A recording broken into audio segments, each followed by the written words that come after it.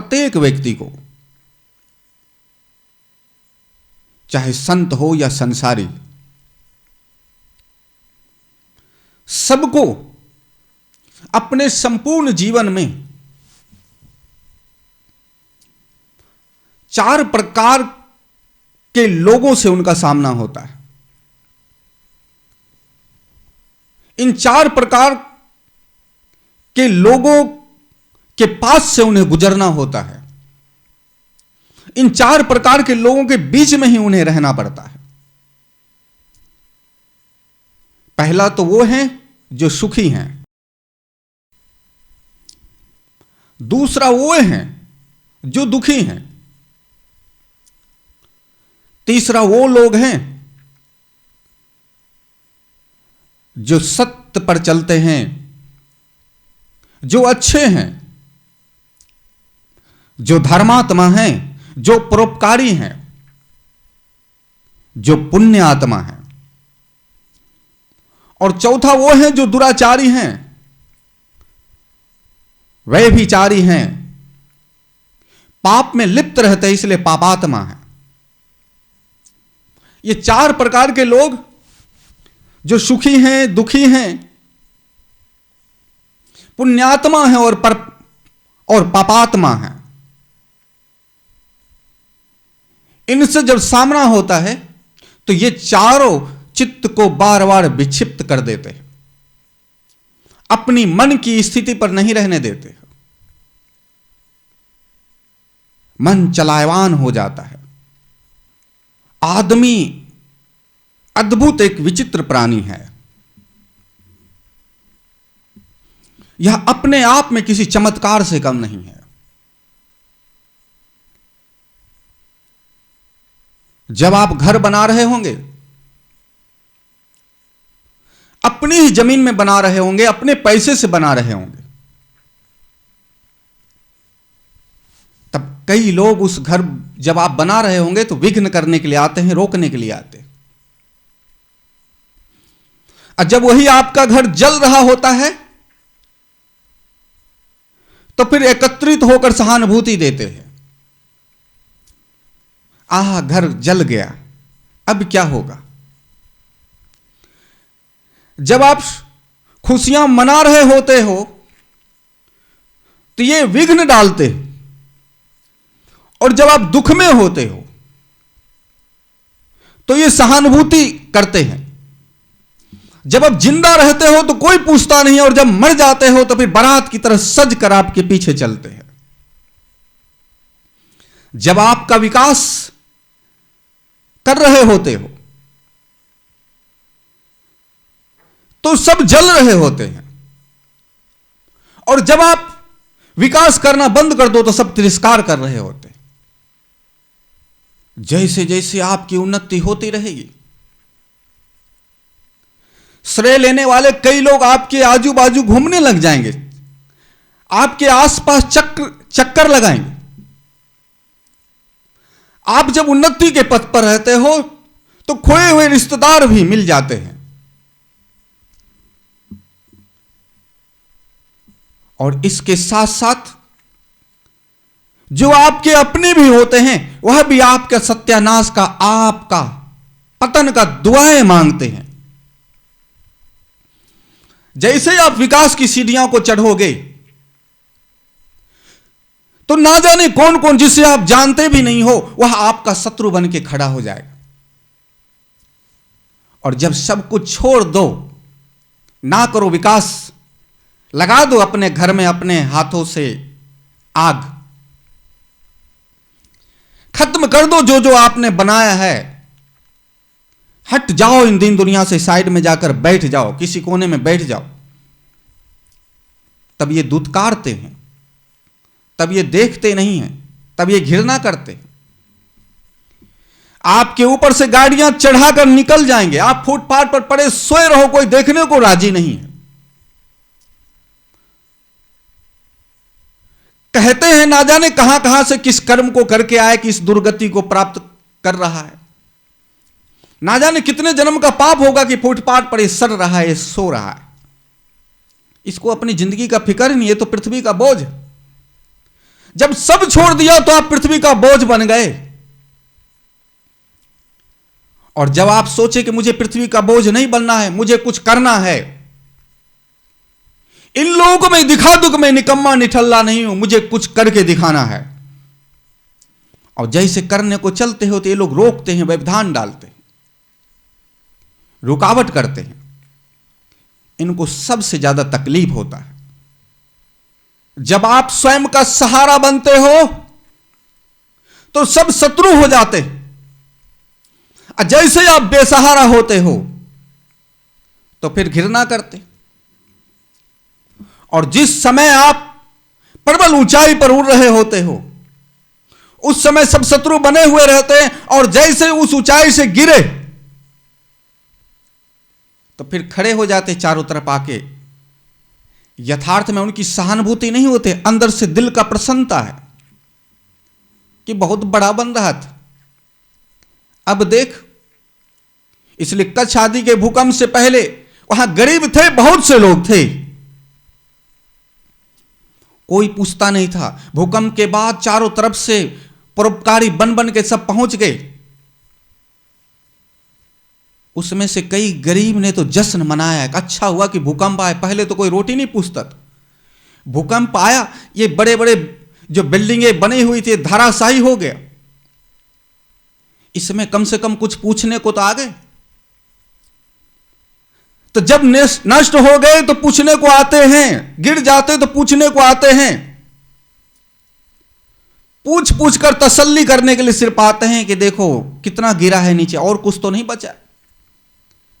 काश हो सकता है कि 50 लाख की प्रॉपर्टी में 10 लाख ही नुकसान हो, 40 लाख बच गया। यदि 10 लाख नुकसान हो, 40 लाख बच गया तो फिर और मन्नतें मांगेंगे और दुआएं मांगेंगे। और जब उनको तसल्ली हो जाता है कि सब कुछ नष्ट हो गया, तब भागने की बारी है, भागो। और फिर धीरे धीरे आप फुटपाथ के कोने पर पड़े रहोगे, फिर ये ना पूछेंगे। ये जो मृत्यु में भी जो एकत्रित होते हैं, ये कोई सहानुभूति आदि नहीं है, ये तो उनकी प्रसन्नता है। कितना टूटा है आदमी, कितना गिरा है, सिर्फ देखने भर के लिए आते हैं। कहते हैं सर्वे भवन्तु सुखिनः, सभी सुखी हो। बुद्ध कहते हैं बहुजन हिताय बहुजन सुखाय, जिसमें सबका कल्याण हो, सबका सुख हो, इसकी प्रार्थना करते। लेकिन ऐसा होता नहीं है। आदमी अपने दुख से उतना दुखी नहीं होता है जितना दूसरे के सुख से दुखी होता है। अभी का समय में जो वर्तमान का समय चल रहा है, इससे पहले इतना सुखी पहले कभी मनुष्य नहीं था। आगे जो हो सो हो, प्रलय आए, भूकंप आए, बाढ़ आए, जो हो सो हो, किसी कारण से हो सकता है इस पृथ्वी पर कई प्रकार की बीमारी आए और उससे ये स्थिति भयावह हो जाए। पर आज की स्थिति, आज से पहले मनुष्य इतना सुखी पहले कभी नहीं था जितना आज है। जितना सुख सुविधा आज मनुष्यों के पास उपलब्ध है, इससे पहले किसी युग में नहीं था। ना राम राज्य में था, ना कृष्ण राज्य में था, ना बुद्ध के समय में था, ना महावीर के समय में था, ना जीसस के समय में था, ना मोहम्मद के समय में था। आज जितना सुख सुविधा लोगों के पास है, इससे पहले इतना पहले कभी नहीं था। फिर भी जब गौर से एक एक आदमी को देखोगे तो आज जितना दुखी प्राणी है, आज जितना दुखी मनुष्य है, आज से पहले इतना दुखी कभी नहीं था। सुख सुविधा आज से पहले कभी नहीं था। और दुख जितना आज दुखी है, इससे पहले इतना दुखी कभी नहीं था। चाहे युग राक्षसों का राज क्यों ना हो, रावण के राज में भी इतना दुख नहीं था, कंस के राज में भी इतना दुख नहीं था। हर तरफ असुरों का बोलबाला था, तब भी इतना दुख नहीं था। जब मनुष्य जंगलों में भटकता था तब भी इतना दुख नहीं था, उन आदि मानव को भी इतना दुख नहीं था जितना आज मनुष्य दुखी है। एक जो वृत्ति है मनुष्य का, ये इसे नष्ट किए जा रहा है। कितना भी किसी मनुष्य को दे दो, कितना भी भर कर दे दो, कितना भी पूर्ण कर दो, इसे सुखी नहीं हो सकता, क्योंकि मनुष्य बना ही उस मिट्टी से है। इसका पूरा मन ऊपर से लेकर नीचे तक और नीचे से ऊपर तक सिर्फ एक ही बात, एक ही चिंता इसको खाए जा रहा है, एक ही दुख इसको है, दूसरा सुखी कैसे है। इसलिए मनुष्य के सामने सबसे बड़ा समस्या यह नहीं है कि वह कितना सुखी है या वह कितना दुखी है। मनुष्य के सामने तो सबसे बड़ा समस्या यह है कि उससे कोई ज्यादा सुखी कैसे हो सकता है। इसलिए आज का मनुष्य अपने दुख से नहीं दुखी, दूसरे के सुख से ज्यादा दुखी है। इसलिए संतों ने कहा संतोषम परम सुखम, कोई उपाय नहीं है सुख की प्राप्ति का कोई और। संतोषम परम सुखम, अपने आप में संतोष को धारण करो तो ही सुखी हो सकते। तो जैसे ही दूसरे को सुखी देखते हैं, अपना सुख दुख में बदल जाता है। अपना तमाम सुख काटने को दौड़ता है। जो सुंदर सुंदर पुष्प सुगंध दे रहे थे, जैसे ही पता चला कि वो सामने सुखी है, तो पुष्प कांटा में कन्वर्ट हो गया, कांटा में डाइवर्ट हो गया। वो फूल कांटा में तब्दील हो गया।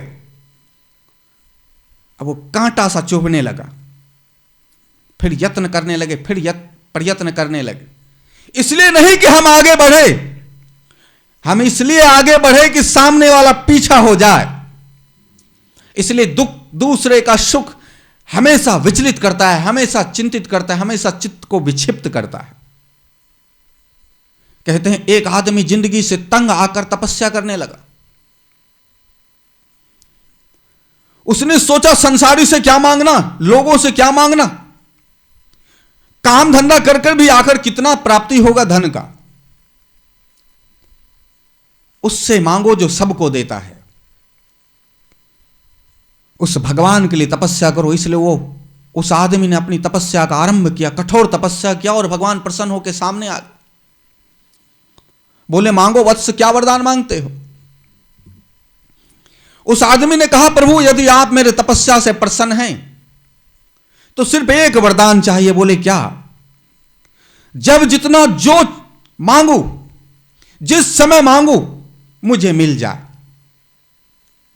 भगवान बोले आदमी ये बहुत खतरनाक लग रहा है, ये एक वरदान कह रहा है, एक वरदान में तो इसने सारे वरदान मांग लिए।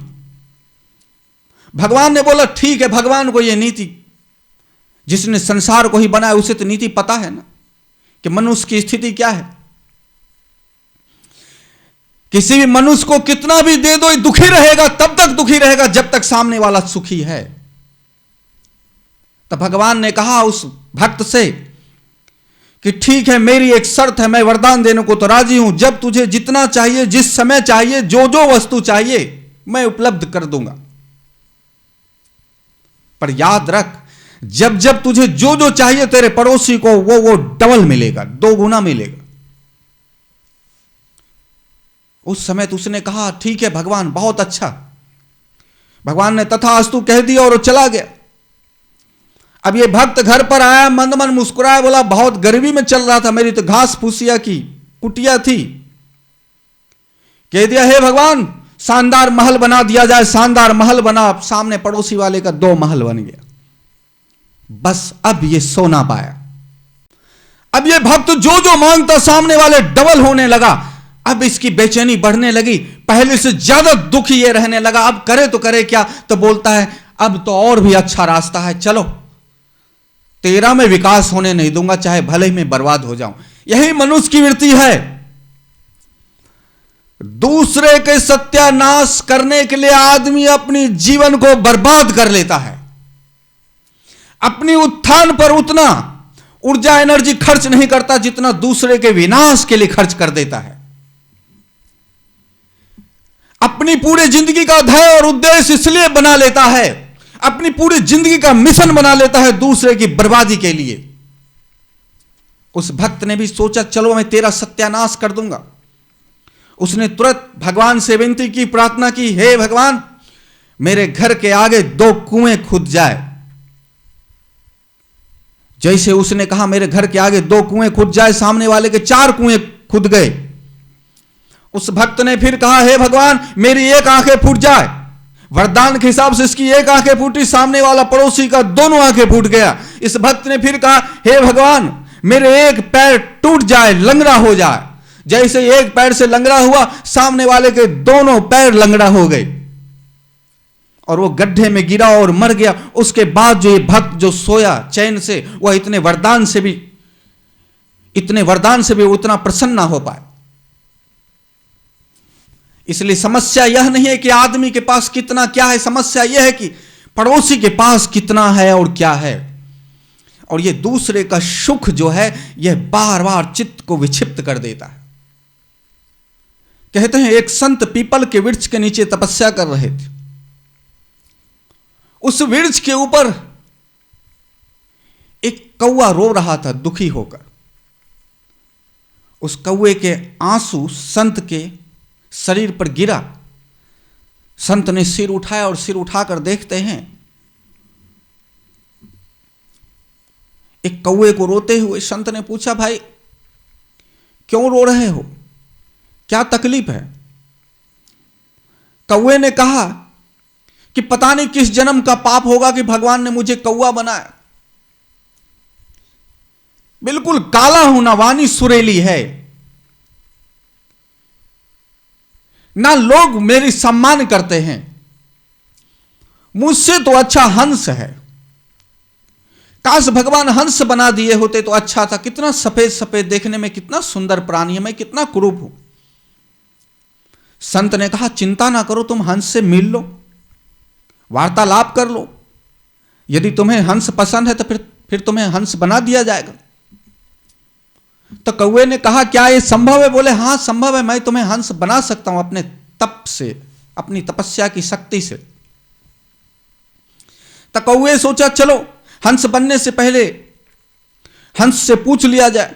हंस के पास कौवा गया और हंस की तारीफ की कि हंस महाराज आप तो बड़े प्रसन्न रहते होंगे, कितना दिव्य सा आपका शरीर है, सफेद सफेद पूरे, बहुत अच्छा लग रहा है। तो बोला काहे की प्रसन्नता, काहे की सुखी, काहे की खुशी, मैं तो सबसे बड़ा दुखी हूं। बोला आपको भी दुख, आपको क्या दुख? बोला सिर्फ सफेद सफेद दे दिया, सुंदरता तो इसमें कुछ है ही नहीं। मुझसे सुंदर तो पोपट है जो हरा हरा है, उसके गले में लाल लाल है और उसकी चोंचें इतनी सुंदर है और बोलता कितना मधुर है, गाता भी है, कई प्राणी का भाषा भी सीख लेता है। काश भगवान मुझे तोता बनाया होता तो कितना अच्छा था, पोपट बनाया होता तो कितना अच्छा था। कौवा ने सोचा हंस बनने से अच्छा है तोता ही बना जाए, पोपट ही बना जाए। संत ने कहा ठीक है, एक बार तोता से भी पूछ लिया जाए। तो कौवा गया तोता के पास और तोता को बोलता है राम राम तोता महाराज। तोता ने बोला राम राम। बोला आप तो बड़े प्रसन्न होंगे, कितने सुंदर हैं आप, ये हरे हरे पंख, ये लाल लाल गले में ऐसा लगता है कि माला धारण किए हुए हैं, और आपकी वाणी तो आहा अद्भुत वाणी। तोता बोला रे धिक्कार है इस तोता योनि को, कुछ पाप किया होगा इसलिए मुझे तोता का योनि मिला। बोले आप दुखी हो? बोले अरे सबसे बड़ा दुखी तो मैं हूं, मुझे तोता मीठी वाणी देकर भी क्या करूंगा मैं इसका, ये हरा हरा पंख लेकर भी क्या करूंगा। जब मैं पेड़ पर बैठता हूं तो पत्ते में छुप जाता हूं, देख भी नहीं पाता, और इस मीठी वाणी की वजह से तो लोग मुझे पकड़ कर ले जाकर पिंजरे में बंद कर देते हैं। और जब मैं पेड़ पर रहता हूं तो बहुत गौर से कोई मुझे देख पाए तो ही दिख पाता हूं, बाकी पत्ते में छुपा रहता हूं, हरा हरा सा दिखता रहता हूं। मुझसे तो अच्छा मोर है, देखो उसकी वाणी भी मधुर है, और उसके पंख भी अद्भुत है, और नाच, उसकी नाच तो विश्व प्रसिद्ध है, जगत प्रसिद्ध है, सबको पता है मोर कितना सुंदर नाचता है, कितना सुंदर गाता है। और जैसे पंख को उठाए, ऐसे लगता है कि पूरा मनोहर दृश्य, पूरा प्रकृति एक साथ खिल चुका हो। तो मुझसे भाग्यशाली, अत्यधिक भाग्यशाली और सुखी तो मोर है। अब कौवे ने सोचा तोता बनना ठीक नहीं है, मोर ही बना जाए तो अच्छा है। मोर के पास गया, उस कौवे ने मोर को कहा, राम राम मोर महाराज, और सब आनंद मंगल से है। मोर ने कहा, काहे की धिक्कार है आनंद मंगल। बोले क्या बात हुई? बोले बोझ जैसा पंख दे दिया भगवान ने, पता नहीं किस जन्म का पाप किया होगा। बोले आपकी पंख की तो बड़ी बूढ़ी बूढ़ी प्रशंसा होती है जगत में, और क्या आपका नृत्य है, देवता भी देखकर ललायत हो जाते हैं, कितना सुंदर नाचते हो आप। बोले काहे का, यही मोर तो मेरा दुश्मन बना पड़ा है, लोग इसी मोर को देखकर तो मुझे बेरहमी से पकड़कर पंख नोच कर चले जाते। एक एक पंख जब नोच रहा होता है उस समय मेरे दर्द और मेरे पीड़ा को समझो, मैं बहुत दुखी प्राणी हूं। संत ने कौवे से पूछा, आप बोलो क्या करोगे? बोला जिसमें हूं मैं उसी में प्रसन्न हूं। इसलिए संतोषम परम सुखम, जो व्यक्ति जहां जिसमें है उसी में यदि प्रसन्नता का रहस्य को ढूंढ पाया तो अति उत्तम। तो ये जो 4 प्रकार के लोग जो सामना होते हैं उसमें से प्रथम जो सुखी है, किसी भी सुखी को देखकर चित्त विक्षिप्त हो जाता है, मन चलायमान हो जाता है, और जिसका चित्त विक्षिप्त हो जाए उससे साधना तो ना हो पाएगा। इसलिए इसका सुंदर रास्ता है कि किसी सुखी व्यक्ति को देखकर मित्र भाव, मित्रता से उस पर विजय प्राप्त की जाए। मित्रता का मतलब यह नहीं है कि सामने वाले से मित्रता जाके कर लो। मित्र भाव आपकी आंतरिक अपनी स्थिति है। सामने वाला हो सकता है आपसे नफरत कर रहा हो, उसको भी कोई समस्या हो, वो कदाच ये समझ रहा हो कि आप सुखी हो और इससे तकलीफ में पड़ा हो, उसको भी रात को नींद ना आता हो, यह उसकी समस्या है। लेकिन जो साधक के सामने किसी सुखी को देखकर मन विचलित हो जाता है, तो फिर अपने अंदर मैत्री भाव, मित्रता का भाव को लाए। इस भाव में ना जाए कि मैंने मित्रता का हाथ बढ़ाया और सामने वाला भी बढ़ाए, द्रोणाचार्य की तरह कहीं ऐसा ना हो। क्योंकि संसार का मित्रता हमेशा बराबर वाले के साथ होता है।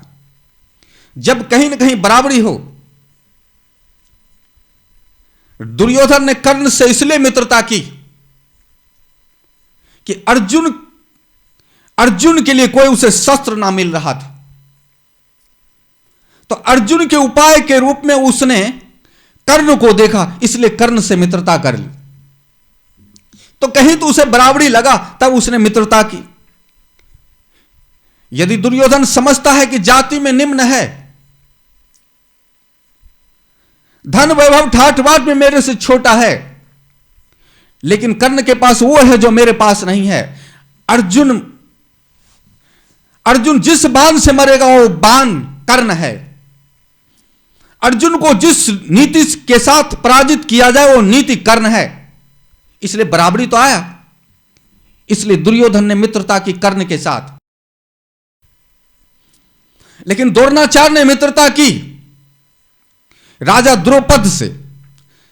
अब ये उनकी मित्रता है। राजा द्रौपद ने कहा, कहां तू भिखारी गरीब डर डर का भीख मांगने वाला, कहां मैं सैन्य साजवार से सजा हुआ ये राज वैभव को भोगने वाला राजा, कहां मेरे एक इशारे पर सैकड़ों दास दासियां दौड़ पड़ते हैं, और कहां तू तुच्छ प्राणी। अब द्रोणाचार्य को गुस्सा आया। उन्होंने अपने शिष्य को शिक्षित किया, ट्रेंड किया, और उसके बाद दक्षिणा स्वरूप में मांगा कि द्रौपद को बांध के लाया जाए। मेरा मित्र ने मेरे साथ धोखा किया। कोई धोखा नहीं किया किसी मित्र ने।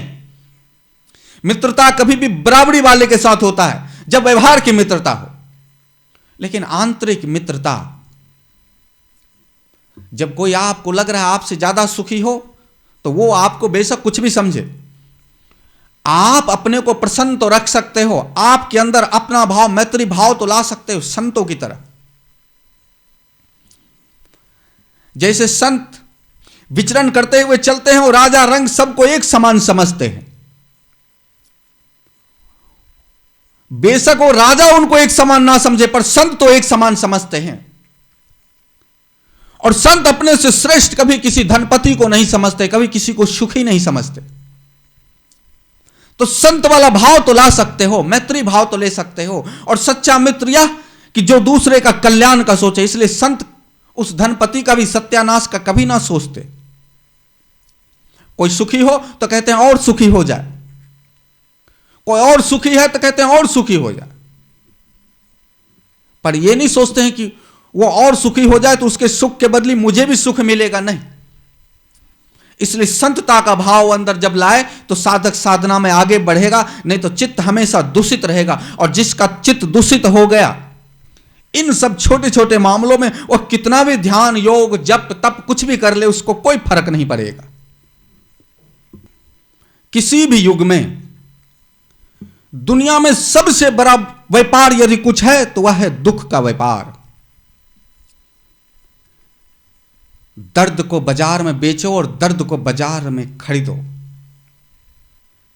जब किसी के पास बहुत धन आ जाए तो अपनी अहंकार को पुष्ट करने के लिए, अपनी दबदबा अपनी सोसाइटी अपनी समाज में बरकरार रखने के लिए वो गरीबों को, किसी को वस्त्र भोजन कुछ जरूरत की वस्तुओं को उसको देकर फिर चला आता है। एक किसी को देखकर दया करके कुछ दे देता है और एक किसी भी तरीके से उसके हृदय में दया जगाकर कुछ ले लेता है। दया और करुणा में यही फर्क है।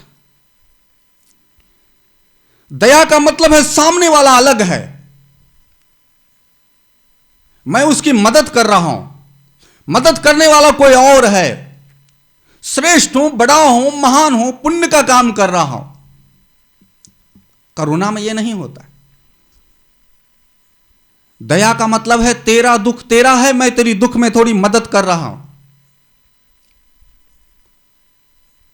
करुणा का मतलब है तेरा दुख तेरा नहीं, तेरा दुख मेरा दुख है। जो जिस दुख से तू गुजर रहा है वह दुख मेरा है।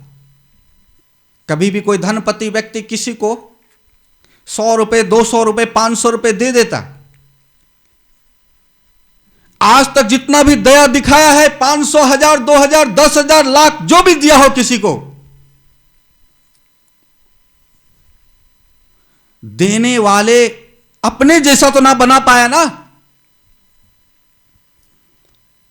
जिसको दिया वो गरीब ही रहा और देने वाला हमेशा अमीर ही रहा। यही दया में फर्क है। और करुणा में यह फर्क है, देने वाला भी वही है और लेने वाला भी वही है। संत करुणा किया करते हैं। जब संत करुणा करते हैं तो संत ही बनाते हैं, दीनहीन दुखी नहीं बनाते, श्रेष्ठ बनाते हैं, अपने से भी ऊंचा बनाते।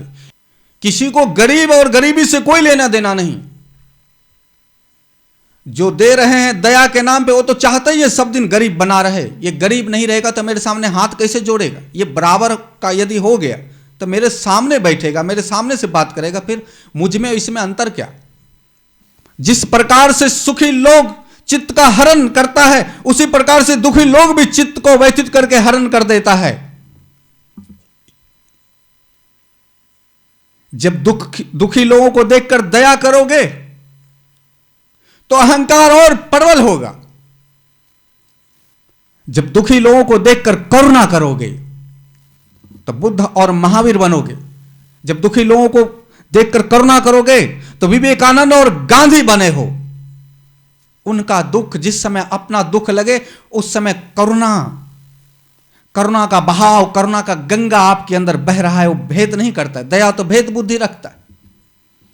करुणा में भेद बुद्धि खत्म कर देता है, सारी सीमाएं टूट जाता है। जो तू है सो मैं हूं, जो मैं हूं सो तू है। तीसरा है धर्मात्मा, पुण्यात्मा, परोपकारी व्यक्ति। तो जब कोई परोपकार का काम कर रहा हो, धर्म का काम कर रहा हो, अच्छा काम कर रहा हो, वे अच्छे लोग जब अच्छे काम करते हैं तो उनकी प्रशंसा होती ही है, उनकी चर्चा होती ही है। उनकी ना चर्चा होगी तो किसकी चर्चा होगी? जब अच्छे काम कर रहे हैं, लोग अपने बच्चे का नाम भी उसके नाम से रख देना पसंद करते हैं। अच्छे लोगों को भला कौन पसंद ना करे, लेकिन जब किसी की प्रशंसा में चर्चा होता है तो फिर जलन चालू हो जाता है। जैसे गांधी की प्रशंसा होती थी तो गोद से बंदूक लेके खड़ा हो गया। गांधी की क्यों प्रशंसा हो रही? जब काम उन्होंने अच्छा किया तो प्रशंसा उन्हीं की होगी, कोई और करेगा तो उनकी प्रशंसा होगी। तो जब कोई अच्छा काम कर रहा हो तो उसकी प्रशंसा होती, और उसकी प्रशंसा को देखकर चित्त विक्षिप्त हो जाता है, और ऐसा विक्षिप्त चित्त साधक नहीं हो सकता कभी। इसलिए जब किसी की प्रशंसा हो रही हो अच्छे कार्य का, तो साधक को प्रसन्न रहना चाहिए।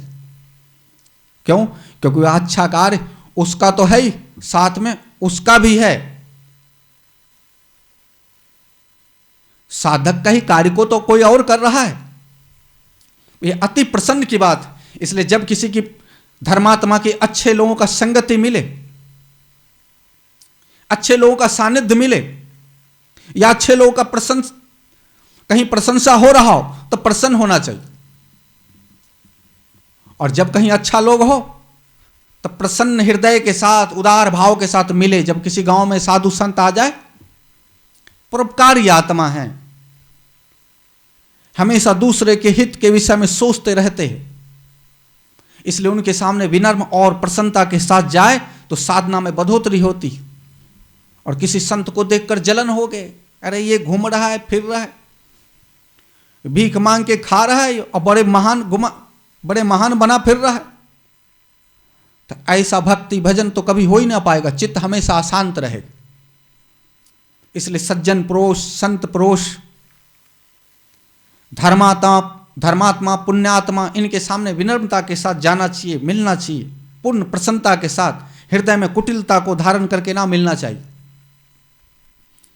और वहीं जब कोई पापात्मा हो, पाप करने वाला हो, दुराचारी हो, व्यभिचारी हो, तो उनकी संगत से दूर हो जाना चाहिए।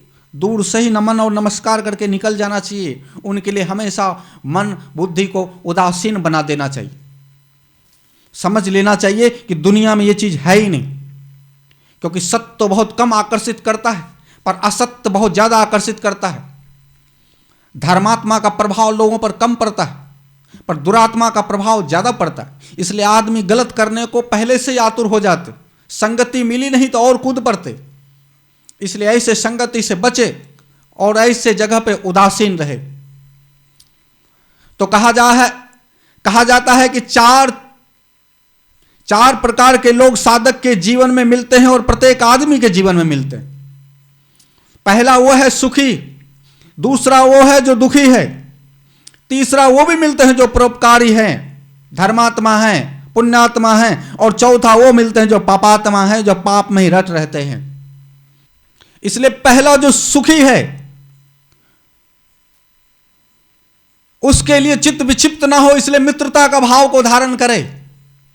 दूसरा जो दुखी है उसमें करुणामय हो जाओ, करुणा का भाव को धारण करो। तीसरा जो धर्मात्मा है उसको देखकर प्रसन्न हो जाओ। चौथा जो पापात्मा है उसको देखकर उदासीन हो जाओ। यदि ये चार प्रकार के जो जीवन में लोग मिलते हैं, इन चार प्रकार के आचरण से उन पर विजय प्राप्ति होती है। और जो इन चार प्रकार के आचरणों से विजय प्राप्त कर लिया, उसका चित्त बिल्कुल शुद्ध हो जाता है, उसका मन बिल्कुल शांत हो जाता है, उसका मन चलायवान नहीं होता। और जिसका चित्त शुद्ध हो गया, जिसका मन चलायवान नहीं है, वो यदि साधना में बैठे फिर तो तत्क्षण ध्यान लगेगा।